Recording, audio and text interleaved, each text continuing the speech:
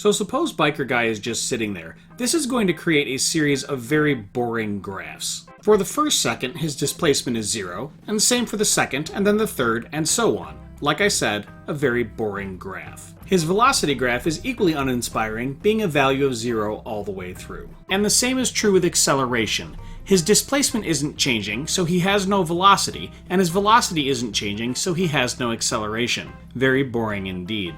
And things aren't much more interesting when he's sitting at the 10 centimeter mark rather than sitting at 0. Yes, his displacement graph has changed just a little bit, but it's still a flat horizontal line, and his velocity and acceleration graphs are still 0. In our next scenario, biker guy cruises by at a constant speed of 2 centimeters per second in a straight line. We often call this uniform motion because it is moving, but there is no acceleration, there's no changing velocity. Graphs of this motion are at least a little bit more interesting, as you can see as they play out. The distance over time graph is still a straight line, but it's angled upward, and its slope is equal to the velocity graph. Acceleration, of course, is still 0. This idea that the slopes of one graph are equal to the value of another is critically important, and it's one of the reasons why calculus was invented. Let's suppose jetpack guy challenges bike guy to a race. They line up on the starting line, and at the go, they both race off, and it turns out that bike guy is twice as fast, and jetpack guy is left standing in the dust. There's nothing interesting about the acceleration graph here because neither bike guy nor jetpack guy are changing velocity. You'll notice though that the value of the biker guy's velocity is twice as great as the value of the jetpack guy's, and correspondingly, the slope of their displacement versus time graph is twice as steep. In fact, if you look carefully, you'll notice that the value of the velocity graphs are equal to the slopes of each of the displacement graphs. So what would it look like if the biker guy started at rest, that means he's not moving, and then sped up at 1 centimeter per second squared until he disappeared out of view?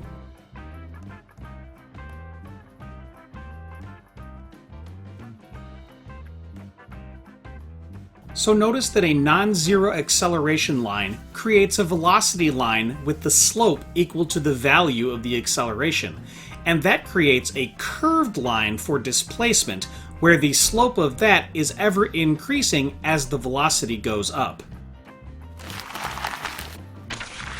So this relationship between slopes and values is not a coincidence, and it's not an accident.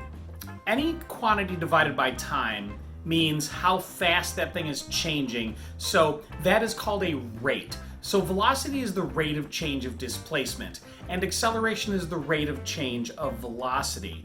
And it turns out that the slope of a displacement versus time graph is how fast it's changing. So the slope of a displacement versus time graph is equal to the velocity at that point. The slope of a velocity versus time graph is equal to the acceleration at that point. This keeps going, by the way. The rate of change of acceleration is called jerk. The rate of change of jerk is called jounce, or sometimes snap, because the next one, the rate of change of snap is crackle, and the rate of change of crackle is pop, because physicists didn't feel they were being silly enough, I guess, and decided to name some mathematical things after the mascots for a breakfast cereal. So there you go. You're not going to have to worry about jerk and jounce and all the rest of those. That is rocket science, literally. And yes, in real life, people do have to worry about those things, and they're very important. But they're outside the bounds of this course, so we're not going to worry about them. We are going to look at the relationships between displacement, the rate of change of displacement, which is velocity, and the rate of change of velocity, which is acceleration. We're going to look at those three things and how they mesh together and what the graphs of each of them look like. To truly understand this stuff, you need calculus. That's why Sir Isaac Newton invented it. But for this class, you're going to need to know the ideas of calculus without having to actually do calculus. We're going to do calculus light. We're going to restrict ourselves to some very specific, very limited circumstances where we can do the math without actually have to getting into the weeds of calculus. But calculus is super cool, and if you're interested in learning how to do this better, I highly suggest that you take calculus so that you can really get under the hood and pull out the nuts and bolts and things and see how things really work. But in the meantime, we're going to go simple. So check this out. Okay, let's take a look at this graph here. We have distance over here in meters, and down here we have time in seconds. And so this is a displacement or distance versus time graph, and we can see a little bit about the object's motion just by looking at the various sections. Let's go crazy here, and let's call this one section 1, and this one segment 2, and this one 3. All right, so during 1, what is the object doing? Well, this is 0 meters, and it's time 0, and it is moving further away. And because this is a straight line, we can tell that this is a constant velocity. Finding that velocity is actually pretty easy.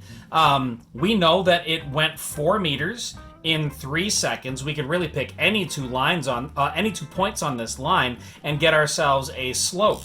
And the slope here is going to be 1.33, and the units here, well, you know the equation for slope, right? Is change in y over change in x. Look at the units of that, and it'll tell you what it means. The units of y are meters, the units of x are seconds, and so meters per second is velocity, right? So the units are what tell us what the quantity means. So 1.33, this is meters per second. From 3 seconds over to 7 seconds, this thing is staying at a constant 4 meters. It's not moving. So the velocity here is 0 meters per second. Before we even do any math, we can tell it's going to move faster in this section here because the slope is steeper. This slope is like this, and this slope is greater than that. So with a steeper slope, we know it's going to have a higher velocity. It's going to be moving faster. So this is something that was moving at a constant speed, stopped for a little bit, and then moved faster. These little points here are not actually possible. You can't go from this speed to 0 without going all the speeds in between as you slow down, and vice versa as you speed up here. Those points in real life have to be curves, but this is where calculus light comes in. We're just going to ignore that and pretend it's not there. So in this last one, we're going to go over 3 from 7 to 10, and we're going to go up from 4 to 10, so over 3, up 6. This slope, this velocity, is 2 meters per second. And that is calculus light dealing with a simply drawn curve. Now suppose we have a curve like this, which is literally curving, okay? We call straight lines curves in physics, okay? But this is a curve, and suppose I want to know how fast this thing was going at, say, 7 seconds. I can come over to 7 and say, well, if I come up here to this spot, at that point, how do I figure out how fast it's going? There are complicated calculus ways of doing that. It's called taking a derivative, and what we're going to do is something much, much simpler. What we will do is draw a tangent line, and I'm sure you've all heard of this before. The tangent is the line that just barely touches this thing at only one point. I'll tell you what, I'll switch colors so it's easy to see. And so this is our tangent line. And our tangent line, the slope of the tangent line is equal to the slope at that point. And slope of a displacement versus time graph is velocity. So we need to pick 2 points on this thing that are easy. And so if we come over here and some of these are easier than others. This looks like 5, 2 to me. And if we come up here somewhere, if we go say to 7 and 9, that looks about right. Obviously, if you're using graph paper or something, this is going to be a lot more accurate. This is 9, 7. And so the slope of this, of course, is just change in y over change in x. So this is 7 minus 2 is 5 meters, divided by 9 minus 5 is 4 seconds. So 5 fourths is 1.25 meters per second. That is the velocity at 7 seconds.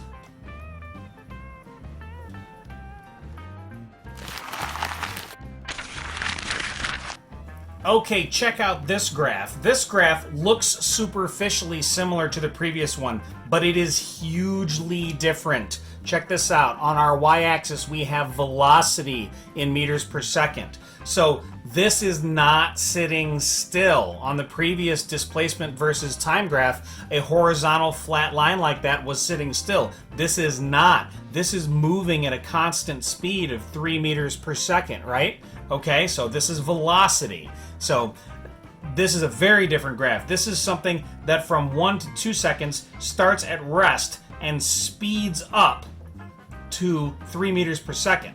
From 3 to 6 seconds, it is traveling at a constant speed of 3 meters per second. And then from 6 seconds to 10 seconds, it speeds up again to a speed of 5 meters per second. We can already see that the acceleration here is not as great as the acceleration here because the slope is not as great.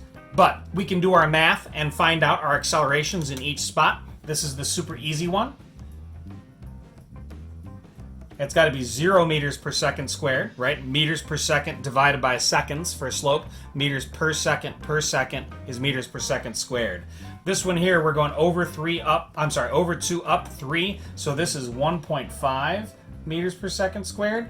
And this other one, we're going over 1, 2, 3, 4, and we're going up 2. This thing has a slope of 0.5 meters per second squared. So we could call this A1, and this A2, and this A3.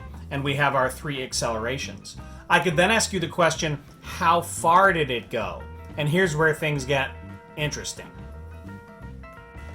Just like the slope of displacement gives you velocity and the slope of velocity gives you acceleration, it turns out that working backwards, working the other way, the area underneath an acceleration graph gives you velocity, and the area underneath a velocity graph gives you displacement. And this is calculus light because we're going to ignore any corners and things, right? This is just an abrupt change, which isn't physically possible, but we're going to ignore it. So what that does for us is it allows us to break this thing up into really simple shapes. If I asked you the question, how far did this thing go in the first 2 seconds? That's the same thing as asking, what is the area of this triangle? 1/2 base height, 1/2 times 2 times 3 is 3.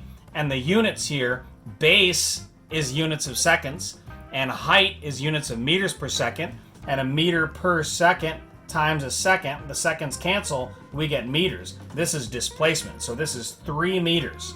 How far did it go from 2 to 6 seconds? That's just the area of this rectangle.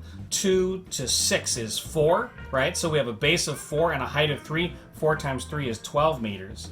And now this shape here, the easiest thing to do is just break it up into a triangle sitting on top of a rectangle. 4 times 3 is 12 again. And then this one here is 4 times 2 times 1/2, right? 1/2 base height. So this is 4 meters. This thing has a total of 16 meters, right? This whole thing is 16 meters. So 16 plus 12 plus 3 looks like 31 meters to me. Boy, if I could write. 31 meters equals the total distance at 10 seconds. Cool, huh? Pretty simple.